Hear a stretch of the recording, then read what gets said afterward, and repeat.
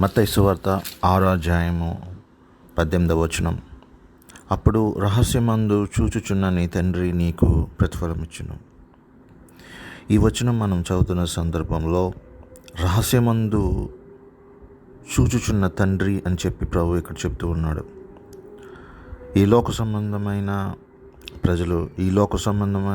ప్రజలు ఎదుట మెప్పు కొరకు, ఘనత కొరకు తమ యొక్క నీతి కార్యాలని జరిగిస్తూ ఉంటారు. ఇతరుల ప్రయోజనం నాశించి ప్రజల ఎదుట మంచివారు అనిపించుకోవడం కొరకు, జాలిపరులు అనిపించుకోవడం కొరకు, లేకపోతే భక్తిపరులు అనిపించుకోవడం కొరకు వారు ప్రజల ఎదుట తమ భక్తి కార్యాలని, నీతి కార్యాలని బహిరంగంగా కనపరుస్తూ ఉంటారు. కానీ వారి ఆత్మీయ జీవితంలో ఎటువంటి భక్తి జీవితం ఉండదు, ఎటువంటి నీతి కూడా వారిలో మనకు కనిపించదు.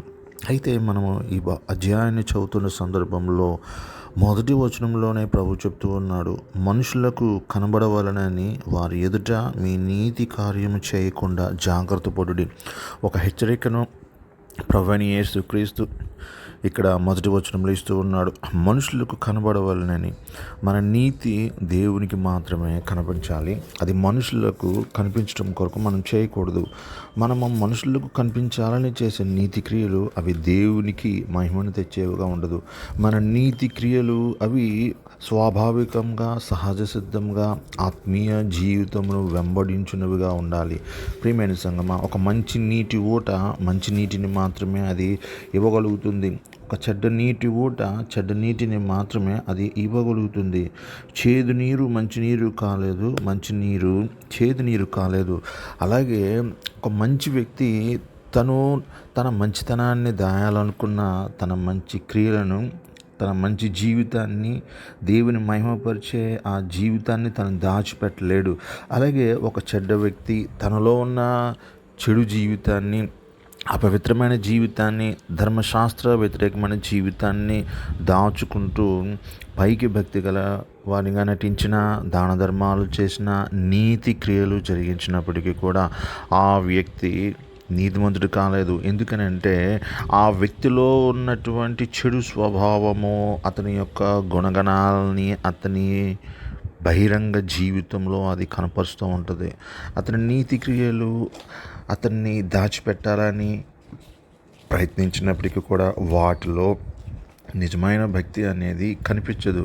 మనుషులు ఒకవేళ వాటిని మెచ్చుకోవచ్చు, మనుషులు వాటిని పొగడవచ్చు, కానీ దేవుడు వాటిని అంగీకరించడు. అందుకని ప్రభు మొదటి వచనంలో అంటున్నాడు, మనుషులకు కనబడవలనని వారి ఎదుట మీ నీతి కార్యము చేయకుండా జాగ్రత్త పరుడి. లేని ఎడల పరలోకమందున్న మీ తండ్రి యొద్ద మీరు ఫలము పొందరు. పరలోకమందున్న మన తండ్రి మనకు ఫలం ఇచ్చేవాడుగా ఉంటాడు.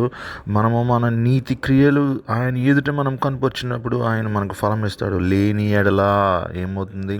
పరలోకమందున్న మీ తండ్రి యొద్ద మీరు ఫలము పొందరు.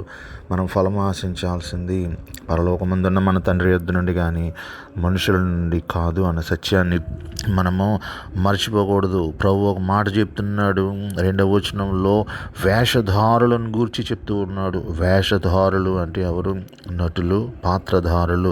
ప్రియమైన సంగమ, ఒక నాటకంలో నటించేవాడు నాటకం అయిపోయిన తర్వాత తిరిగి తన జీవితంలో తన వాస్తవిక జీవితాన్ని జీవిస్తూ ఉంటాడు. కానీ నాటకంలో తన పాత్రలో వేరొక వ్యక్తి పాత్రను, ఒక కల్పిత పాత్రను అతను కలిగి జీవిస్తూ ఉంటాడు. కానీ అతని జీవితాన్ని ఆ పాత్ర అది కనుపరచలేదు. అతను వేరొక వ్యక్తిని అక్కడ తన వేషం ద్వారా చూపిస్తూ ఉన్నాడు.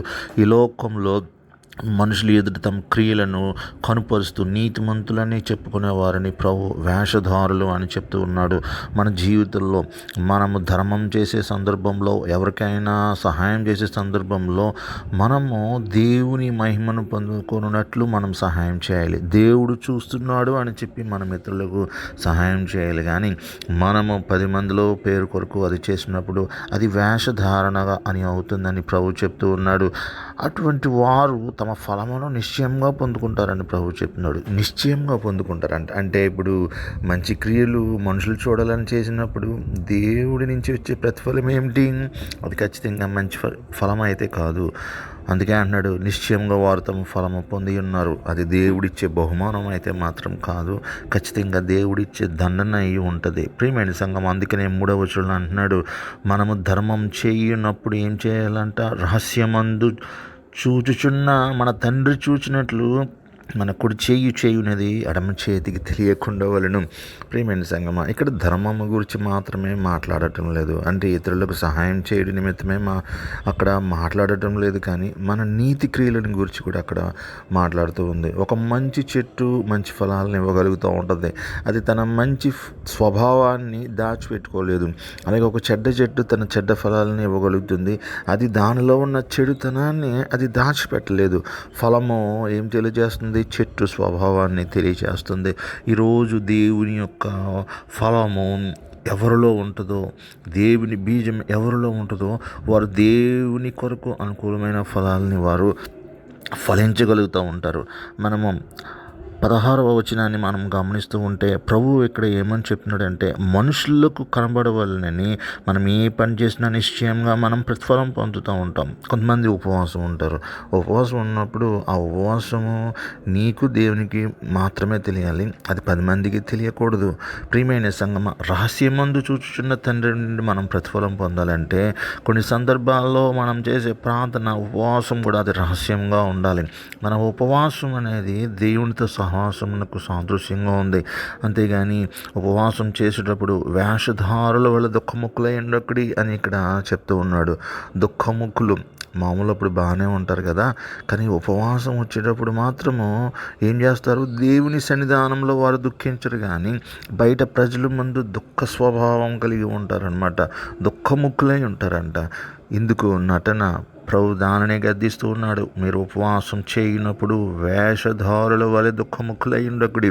అప్పటి వరకు అనకూడని మాటలన్నీ అంటారు, మాట్లాడకూడని మాటలన్నీ మాట్లాడతారు.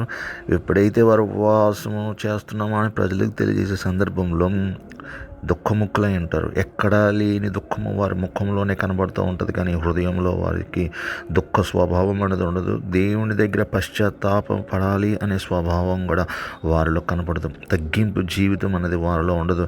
అయితే ప్రభు ఏమని చెప్తున్నాడు 16వ వచనంలో, అటువంటి మనుషులు ఖచ్చితంగా తమ ఫలము పొంది ఉంటారంట, ఎందుకంటే వారు మనుషులు చూడాలని చేస్తున్నారు.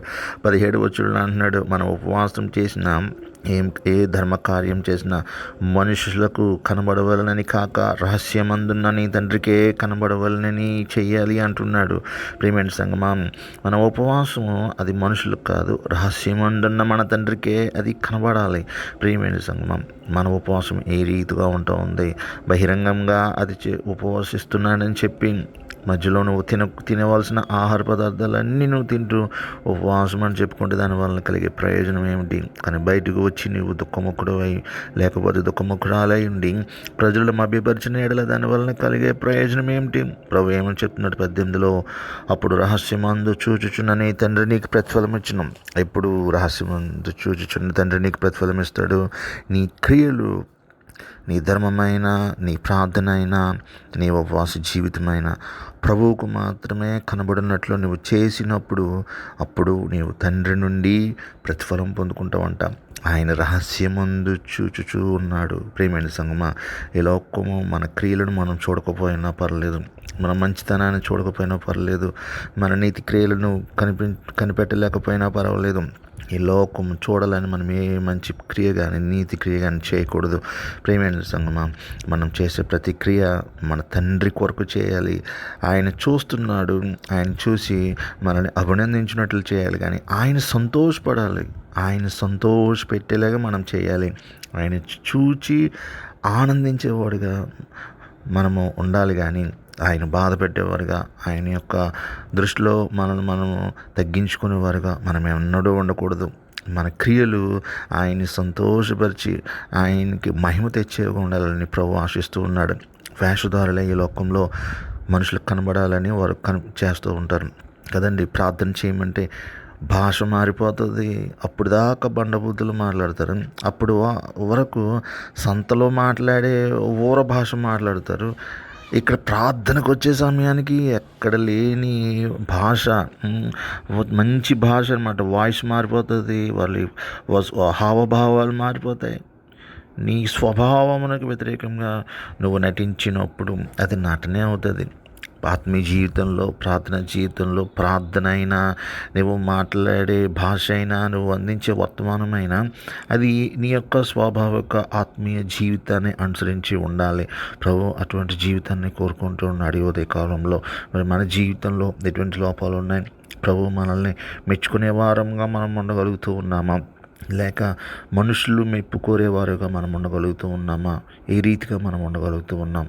ప్రభువును సంతోషపరిచినట్లు మనం ఉందామా, లేకపోతే మనుషులను సంతోషపరిచినట్లు మనం ఉందామా? ఏ రీతిగా మన యొక్క ఆత్మీయ జీవితం ఉంది? ఒకవేళ మనలో చెడు స్వభావం ఉంటే, మనుషుల మెప్పు కొరకు ప్రయత్నించే స్వభావం ఉంటే, మనలో నుండి దానిని తీసివేసుకుందాం. ప్రభువును అడుగుదాం, ఆయన బిడ్డలుగా మనల్ని మార్పు చెందినట్లు కృపను అనుగ్రహించమని. ఆయన బిడ్డలంగా బ్రతికి ఆయన దగ్గర నుండి మాత్రమే మనం ప్రతిఫలం ఆశిద్దాం. ఆ రీతిగా ప్రభు మహిమ కొరకు జీవిస్తూ నిత్యరాజ్యం చేరుకుందాం.